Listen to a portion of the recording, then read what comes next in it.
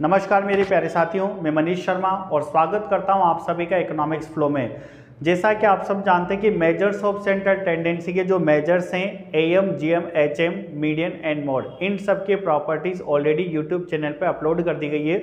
और आज हम स्टार्ट करेंगे मेजर्स ऑफ डिस्पर्जन। देखिए बच्चों, मेजर्स ऑफ डिस्पर्जन में मेनली 4 टॉपिक हम लोगों को पढ़ने होते हैं। वो 4 टॉपिक हमारे पास कौन कौन से होते हैं? One is range, second is standard deviation, third is mean deviation and fourth is quartile deviation. तो अब हम एक एक करके इनकी प्रॉपर्टीज को कंप्लीट करेंगे। Range, standard deviation, mean deviation and quartile deviation. आज हम आपके लिए लेकर के आए सबसे पहले रेंज की प्रॉपर्टीज। देखिए बच्चों, पढ़ते रेंज क्या होता है।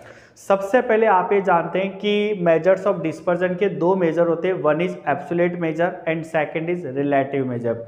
जो एब्सोल्यूट मेजर होते हैं उनकी बिहाफ पर हम किसको कैलकुलेट करते हैं? रिलेटिव मेजर में। रिलेटिव मेजर में इन सबके हमें कोफिशिएंट कैलकुलेट करने होते हैं।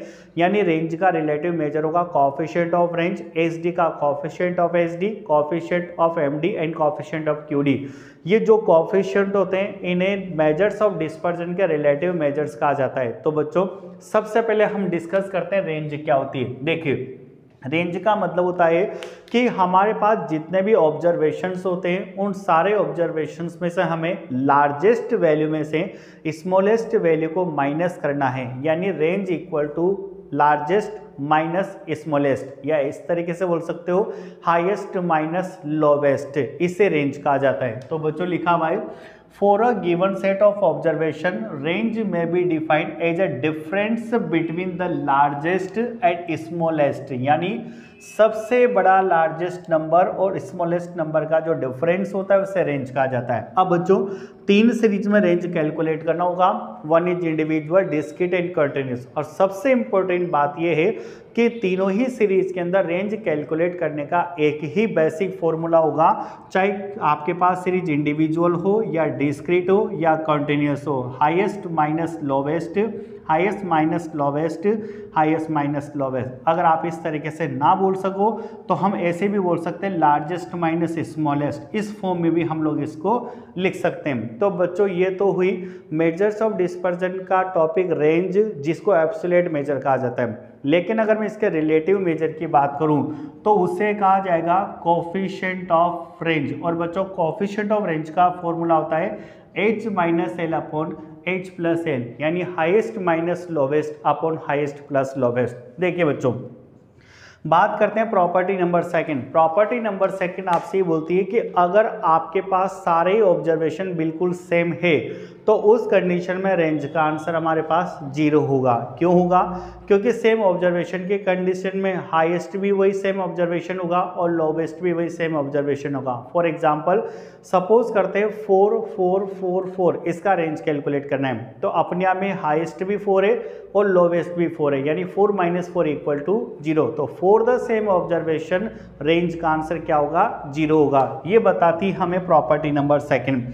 प्रॉपर्टी नंबर थर्ड ही बोलती है it is simple to calculate. बहुत सिंपल है रेंज को कैलकुलेट करना। और मैं तो ये मानता हूं कि जितने भी स्टैटिस्टिक्स के टॉपिक, उन सारे टॉपिक के अंदर सबसे सिंपल कैलकुलेशन किसकी होती है? रेंज की होती है, क्योंकि 2 ही ऑब्जर्वेशन पर डिपेंड होती है, हाईएस्ट एंड लोवेस्ट पर। नेक्स्ट है it is easy to understand, यानी समझने में भी काफ़ी ज़्यादा ईजी होती है, सिंपल होती है। अब बच्चों, हमारे लिए जो नेक्स्ट पॉइंट है वो काफ़ी ज़्यादा इंपॉर्टेंट रहने वाला है। और ये पॉइंट मेजर्स ऑफ डिस्पर्जन के जितने भी मेजर है वहाँ पर भी हम लोगों ने डिस्कस करे थे। देखिए, रेंज इज रिमेन अनअफेक्टेड, यानी रेंज अनअफेक्टेड होता है चेंज इन ओरिजिन। और चेंज इन ओरिजिन का मतलब आपको बता रखा है कि अगर मान लीजिए कोई ऑब्जर्वेशन इस तरीके से आपके पास गिवन है तो इन ऑब्जर्वेशन के सेट को एक स्पेशल नंबर से या तो प्लस करना या माइनस करना, इसे कहा जाता है चेंज इन ओरिजिन। और बच्चों, चेंज इन स्केल का मतलब ये होता है कि इन नंबर को एक स्पेशल नंबर से या तो मल्टीप्लाई करना या फिर डिवाइड करना। तो मल्टीप्लाई डिवाइड का केस चेंज इन स्केल में अप्लाई होता है और प्लस और माइनस का केस चेंज इन ओरिजिन में अप्लाई होता है। अब मेजर्स ऑफ डिस्पर्जन के जितने भी मेजर होते हैं, ये बात मैं आपको केवल स्पेशल रेंज के लिए नहीं बता रहा, हम डिस्कस करेंगे कि मेजर्स ऑफ डिस्पर्जन के जितने भी मेजर होते हैं, चाहे वो रेंज हो, एसडी हो, क्यूडी हो, एमडी हो, ये वाली प्रॉपर्टी आप सबको अलग अलग के लिए स्पेशल अलग अलग से लर्न नहीं करनी, बिल्कुल चारों में सेम केसेस होगा। क्या होगा कि मेजर्स ऑफ डिस्पर्जन के जो चारों मेजर हैं वो चेंज इन ऑरिजिन से अनअफेक्टेड रहेंगे। यानी अगर इस क्वेश्चन का आप रेंज कैलकुलेट करोगे और जो आंसर आएगा उसके बाद अगर इसको चेंज इन ऑरिजिन करते हो, यानी किसी भी नंबर से प्लस या माइनस करते हो, तो फिर भी आपके रेंज का आंसर बिल्कुल सेम होगा। लेकिन अगर आप इसके अंदर चेंज इन स्केल करते हो, यानी इस नंबर को एक स्पेशल नंबर से मल्टीप्लाई या डिवाइड करते हो, तो 100% आपके रेंज का आंसर भी चेंज होकर के आएगा सेम रेशो में। सेम रेशो का मतलब जिस नंबर से आप मल्टीप्लाई डिवाइड करोगे उसी नंबर से नया रेंज भी मल्टीप्लाई और डिवाइड होकर के आएगा। यानी कि range is unaffected due to change in origin but affected due to change in scale in the same ratio. ठीक है, नेक्स्ट प्रॉपर्टी काफी इंपॉर्टेंट और बच्चों, नेक्स्ट प्रॉपर्टी ये बोलती है कि if for any two constant A and B, मान लीजिए आपके पास कोई भी दो कांस्टेंट वैल्यू है A and B, two variables X and Y are related by Y equal to A plus B x,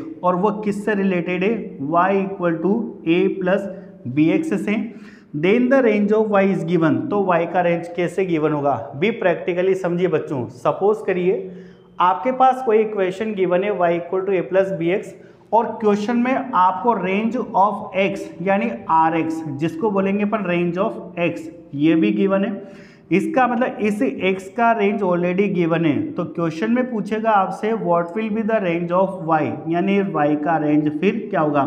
तो बच्चों इसका रेंज किस तरीके से कैलकुलेट किया जाएगा कि range of y equal to modulus b into range of x।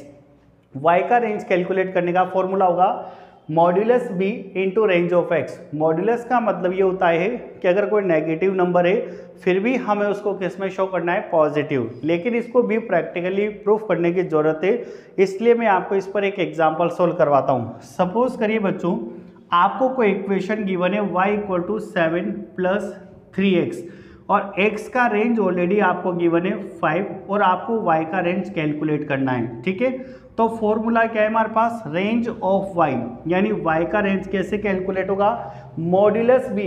Modulus b का मतलब होता है बच्चों x का कोफिशिएंट, यानी x जिस नंबर से मल्टीप्लाई हो रहा है उसे b का आ जाता है। ठीक है, वो होगा हमारे लिए b। तो b है बच्चों x का कोफिशिएंट जो कि 3 है। अब अगर ये माइनस में भी होता तब भी कोई फर्क वाली बात नहीं है, क्योंकि मॉड्यूलस हर नेगेटिव नंबर को पॉजिटिव में कन्वर्ट कर देता है। यानी b की वैल्यू हमारे पास 3 है इंटू x का रेंज हमारे पास 5 है, x का रेंज जो क्वेश्चन में 5 गिवन है, तो y का रेंज कितना हो गया बच्चों, हमारे पास 15 हमारे पास y का रेंज हो गया। लेकिन एक बात याद रखिएगा, अगर आपके पास यहाँ क्वेश्चन y के इक्वल में नहीं है तो फर्स्ट ऑफ ऑल जो भी इक्वेशन आपको मिलेगी उसको आप y के इक्वल में लेकर के जाओगे, तभी जाकर के आपको बिल्कुल करेक्ट x का कोफिशिएंट यानी b की वैल्यू फाइंड हो सकती है। प्रूफ कर देता हूँ आपके सामने कि सपोज करिए मान लीजिए कोई इक्वेशन आपको इस तरीके से दी गई है 2y plus 3x minus 9 equal to 0, और रेंज ऑफ x गिवन है 4, और आपसे रेंज ऑफ y कैलकुलेट करवाया है। सेम प्रोसेस होगा, रेंज ऑफ y किससे कैलकुलेट होगा, modulus b into range of x। तो रेंज ऑफ x तो क्वेश्चन में आपको ऑलरेडी 4 गिवन है, बात किसकी आती है, b कैलकुलेट करने की, लेकिन उसके लिए इक्वेशन y के इक्वल में होना चाहिए। तो सबसे पहले इस इक्वेशन को y के इक्वल में लेकर के जाएंगे हम, तो कैसे सोल्व होगा, y equal to 3x minus में कन्वर्ट होगा, माइनस 9 प्लस 9 में कन्वर्ट होगा, और 2 नीचे डिवाइड में जाएगा।